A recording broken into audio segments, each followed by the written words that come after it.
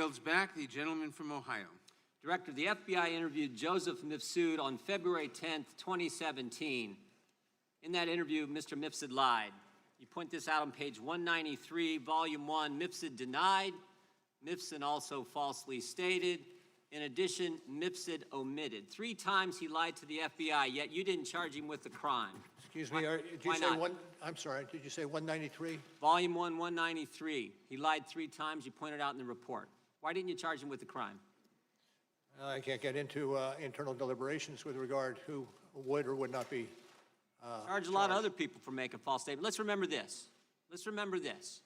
In 2016, the FBI did something they probably haven't done before.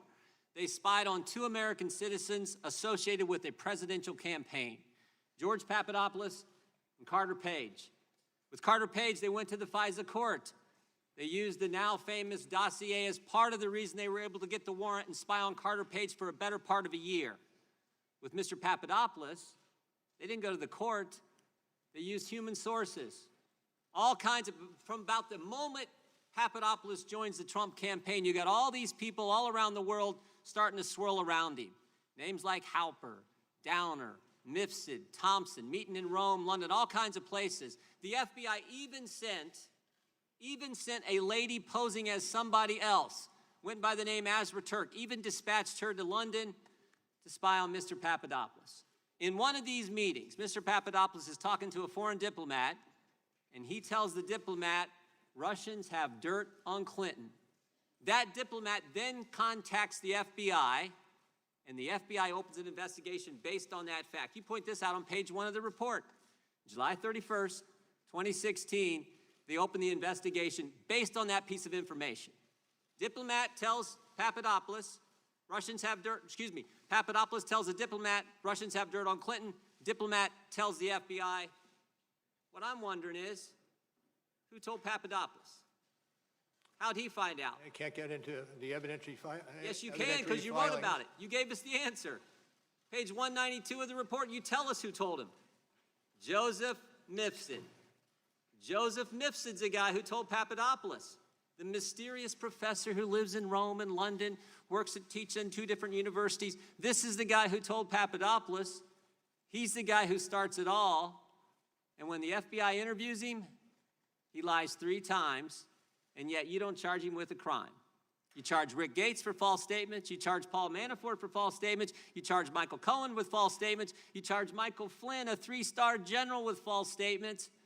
But the guy who puts the country through this whole saga, starts it all for 3 years we've lived this now, he lies, and you guys don't charge him. And I'm curious as to why. Well, we can't get into it, and it's obvious, I think, that we can't get into charging decisions. When the FBI interviewed him in February, FBI interviews him in February, when the special counsel's office interviewed Mifsud, did he lie to you guys too? Can't get into that. Did you interview Mifsud? Can't get into that. Is Mifsud Western intelligence or Russian intelligence? Can't get into that. A lot of things you can't get into. What's interesting, you can charge 13 Russians no one's ever heard of, no one's ever seen, no one's ever going to hear of them, no one's ever going to see them. You can charge them. You can charge all kinds of people who are around the president with false statements. But the guy who launches the guy who puts this whole story in motion, you can't charge him. I think that's amazing. I'm not certain I agree with your characterizations. Well, I'm reading from your report. Mifsud told Papadopoulos. Papadopoulos tells the diplomat tells the FBI opens the investigation July 31st, 2016, and here we are 3 years later, July of 2019, the country's been put through this, and the central figure who launches it all lies to us, and you guys don't hunt him down and interview him again, and you don't charge him with a crime. Now here's the good news. Here's the good news. The president was falsely accused of conspiracy. The FBI does a 10-month investigation, and James Comey, when we deposed him a year ago, told us at that point they had nothing. You do a 22-month investigation. At the end of that 22 months, you find no conspiracy. And what's the Democrats want to do? They want to keep investigating. They want to keep going. Maybe a better course of action is to figure out how the false accusation started. Maybe it's to go back and actually figure out why Joseph Mifsud was lying to the FBI. And here's the good news. Here's the good news. That's exactly what Bill Barr's doing. And thank goodness for that. That's exactly what the Attorney General and John Durham are doing. They're going to find out why we went through this three-year saga and get to the bottom of it. Time of the gentleman has expired. In a moment, we will take a very brief 5-minute break.